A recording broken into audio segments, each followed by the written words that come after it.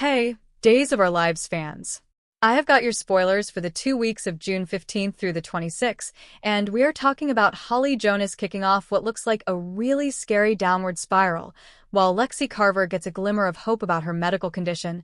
But fans, I have to warn you, that hope is not going to last, and things are going to get so much darker before they get better. It's Belinda from Soap Dirt, and we have got an absolutely packed 2 weeks ahead of us as Days heads straight into July sweeps territory. So before we dive into all of this, please hit that subscribe button if you are not already following us. You genuinely do not want to miss what is coming. So let's jump right in, starting with Monday, June 15th, because we are picking up right where Friday left off, and things are already complicated. Kat and EJ were kissing while watching the Cubs game. Cute, right? And then boom, the kiss cam catches Belle and Chad smooching on screen for the whole stadium to see. EJ and Kat see it. Sean sees it too, but here's the thing, Sean is a little busy making out with Jada himself, so it is not exactly hitting him the way you might expect. He is not exactly in a position to be pointing fingers. But EJ and Kat? They are a different story entirely. Both of them are visibly annoyed and maybe even a little jealous watching Belle and Chad on that screen, and EJ responds by immediately asking Kat out to do something romantic with him. Now Kat says yes, but here is what is really going on. Kat is not saying yes because she is swept up in the moment. Kat is working overtime to take EJ down, and her previous plan to get the serum and entrap him completely fell apart, so she is pivoting hard. She is keeping EJ close and keeping him interested while she figures out her next move. This woman is always playing the long game. Meanwhile, after the ball game wraps up and the cameras are gone, Chad gives Belle a much more thorough kiss. No kiss cam, no audience, just the two of them.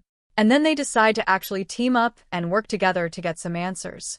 It looks like this is connected to the chessboard that was left to Belle's dad, John, and that is a mystery that is going to have a lot of layers to it as we move through these 2 weeks.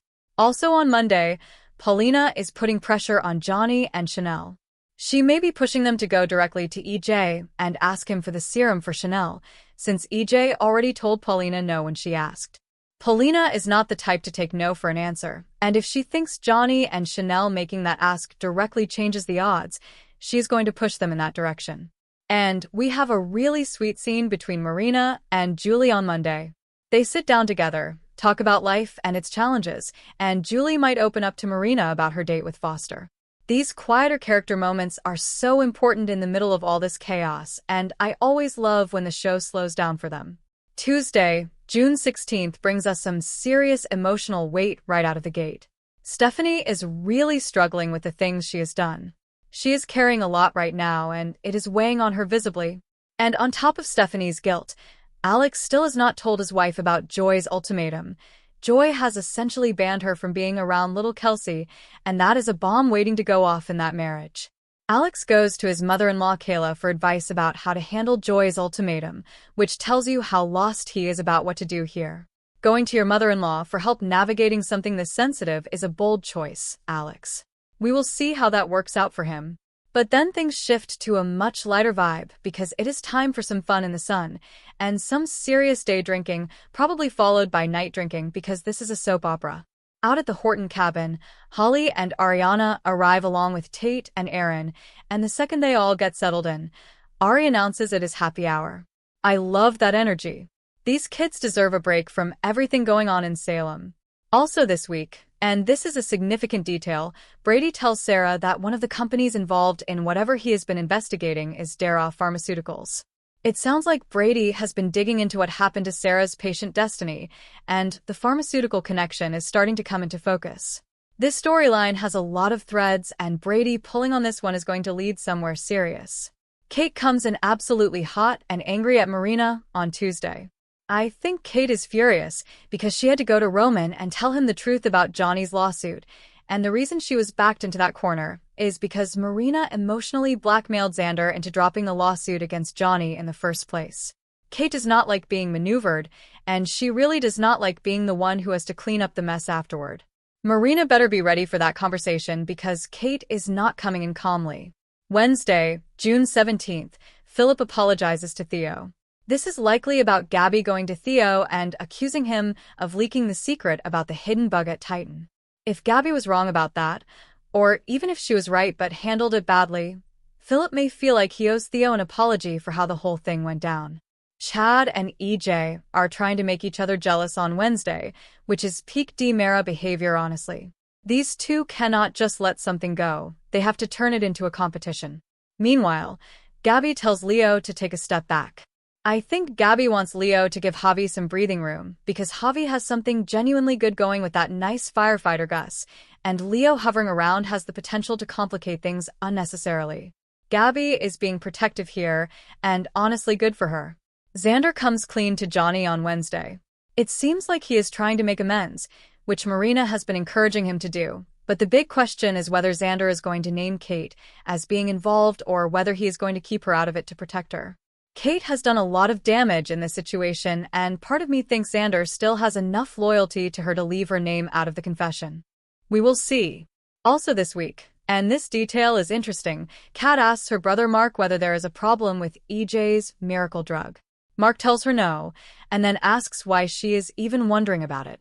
But here's the thing, Mark looks sketchy while he is saying it. He is giving off very dodgy energy, and I genuinely think he knows something he is not telling Kat.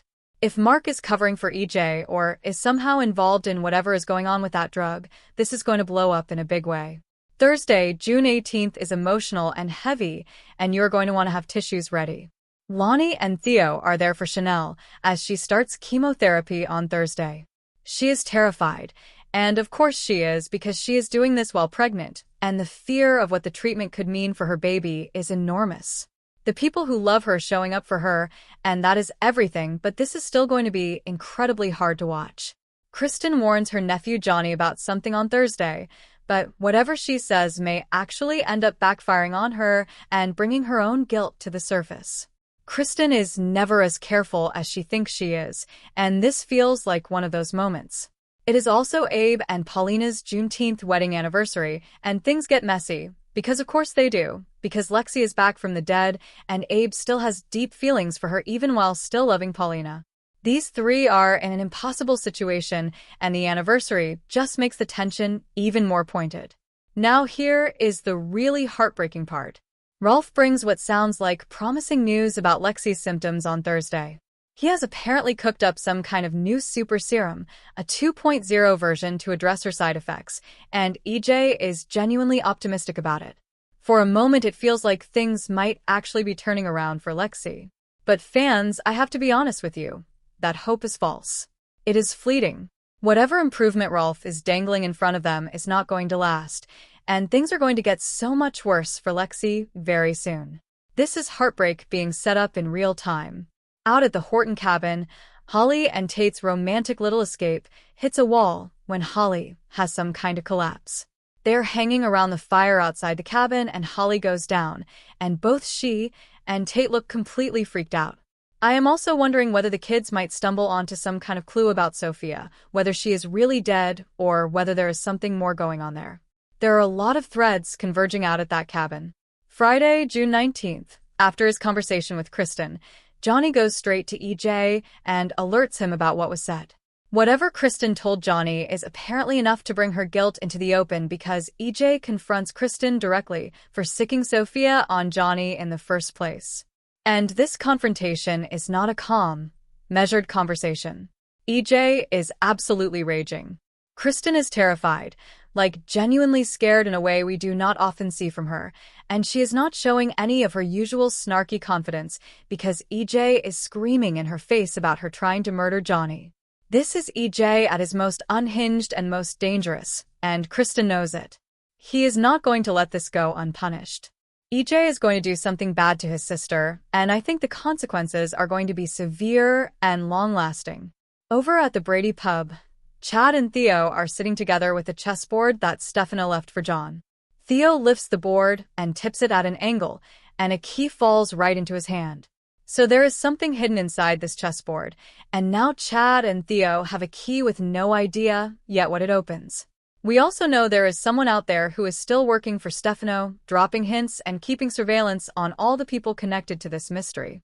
Chad is going to need to warn Belle that someone is actively watching them. Back at the cabin, Tate and Aaron and Ari are all trying to lift Holly's spirits after her collapse and get her back into a good headspace.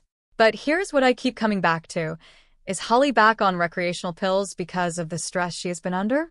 Or is it possible the therapist that Sarah referred her to prescribed something like anti-anxiety medication, and it is not mixing well with whatever else is in her system? Either way, Holly's situation is heading somewhere really concerning, and this feels like the very beginning of a major storyline for her. Lonnie has questions for Kristen on Friday. They get together at the DiMera mansion, although this is probably before EJ completely loses it on Kristen, and Lonnie may be Kristen's only real confidant here. It is not like Kristen has a lot of friends she can be honest with, and she might end up confessing to Lonnie about what she did to Johnny just because she needs someone to talk to.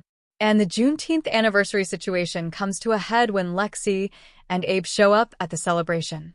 Lexie is asking Abe whether this is his anniversary as they walk in, and then Paulina turns around and runs right into Abe, Lexie, and Theo all at once. There is nowhere to go, nothing to say, and it is just painfully, exquisitely awkward all around. This is the kind of scene this show does so well when it leans into the emotional complexity of these long-running characters.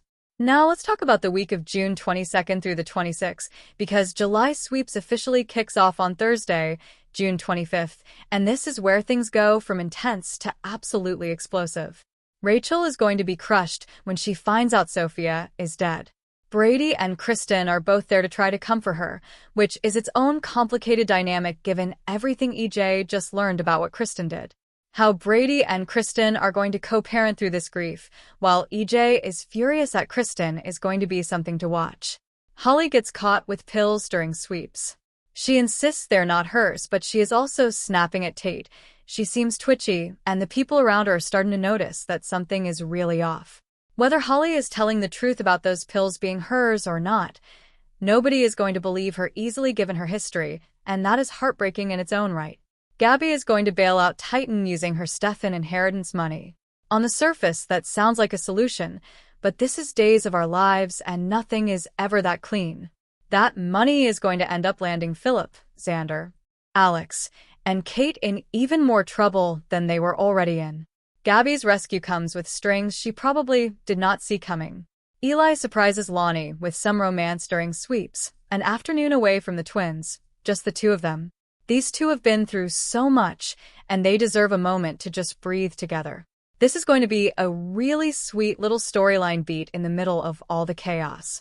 Brady tells Sarah he loves her during sweeps, and she says it right back.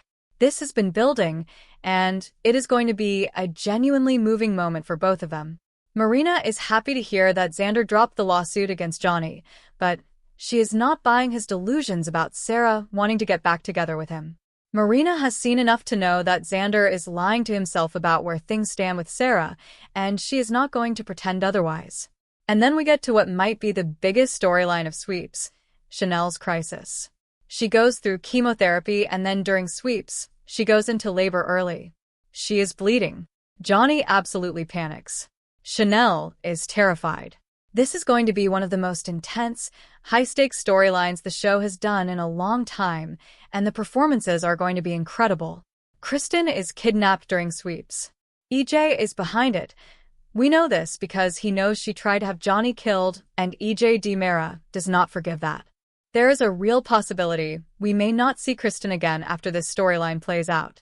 That is how serious EJ is about making her pay. After Theo finds that key in the chessboard, Chad issues a warning to Belle. Someone is still out there, still dropping hints from Stefano's world, still watching. The chessboard mystery is going to open up in a really significant direction, and whatever that key unlocks is going to change things. And Lexie takes a devastating turn for the worse during sweeps. She is hospitalized, and Abe is absolutely raging at EJ over her decline. The hope that Rolf gave them earlier was exactly what I said it was, false and fleeting, and now the reality of Lexie's situation is crashing down on everyone who loves her.